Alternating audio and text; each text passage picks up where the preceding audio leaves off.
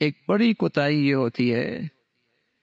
کہ سونا موجود ہے لیکن پتہ نہیں مالک کون ہے، کون ہے مالک کون۔ ایک تو وہ سونا ہے جو بچی گھر سے، اماں کے گھر سے لے کے آئی، ظاہر ہے اس کی تو ملکیت ہے۔ ایک وہ سونا ہے جو لڑکے والوں نے اسے دیا اور چڑھایا، اب یہ ملکیت کس کی ہے؟ اب کسی کو نہیں پتا ہوتا، نہ بیوی زکات دے رہی ہوتی ہے نہ شوہر ادا کر، پھر ایک وقت آتا لڑائی ہوتی ہے، وہ کہتا میں مالک، وہ کہتا میں مالک۔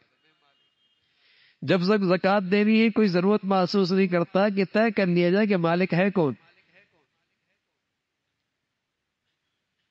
زندگی گزر رہی ہے، اور جب تک زکات نہیں دیتا اس کا مال گندا ہوتا ہے، اس کے زیورات میں نحوست ہوتی ہے، اس کی مالیت میں گندگی آ جاتی ہے۔ زکات ہے ہی اس لیے کہ تاکہ اسے پاک کر دے۔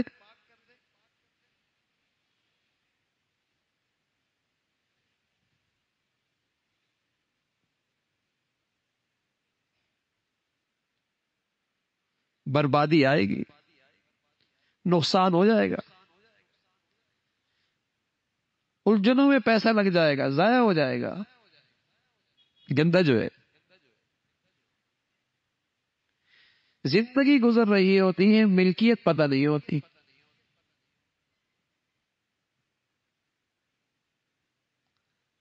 پتہ ہونا چاہیے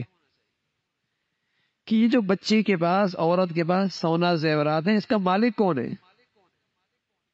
اگر وہ ملکیت بیوی کے پاس ہے تو زکات بیوی پہ فرض ہے،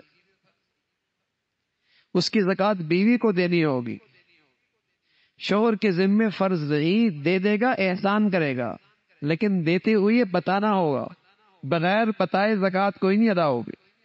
اس لیے کہ ہر ایز کا فریضہ الگ ہے۔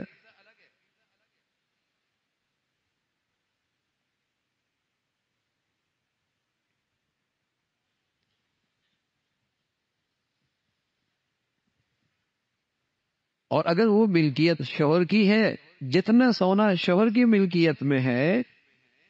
تو وہ زکات دے گا اس،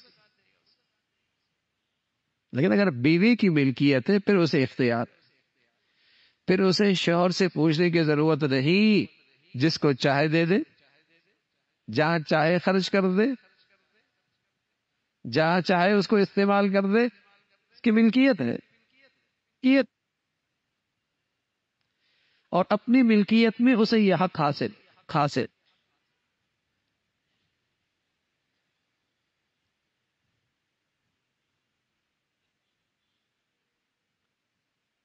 بھئی فرض ہے، کوئی نفل تو ہے نہیں، فریضہ ہے اسلام کا، اور اسلام کے بنیادی ارکان میں سے ہے۔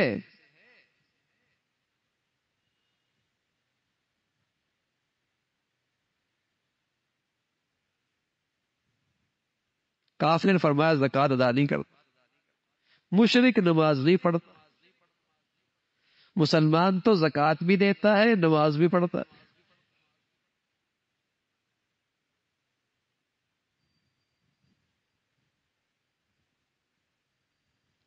تو ایک طبقہ یہ تو جانتا ہے کہ زکات کا فریضہ ہے، لیکن لا علمی اور جہالت ہے، زندگی گزر رہی ہوتی ہے، زکات کا فریضہ صحیح ادا نہیں ہو رہا، بھی ہو رہا ادا، اور اس کی نحوست ہوتی ہے، پھر سپوز کہ اتنی سوراخیں کھل جاتی ہے جہاں مال جاتا ہے پتہ ہی نہیں لگتا،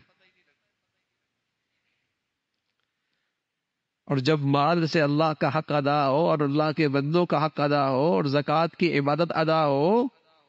تو اللہ اس مال کی حفاظت بھی فرماتے ہیں، محفوظ بھی فرما دیتے ہیں، وہ سوراخیں ساری بند کر دیتے ہیں جہاں یہ مال ضائع ہو رہا تھا،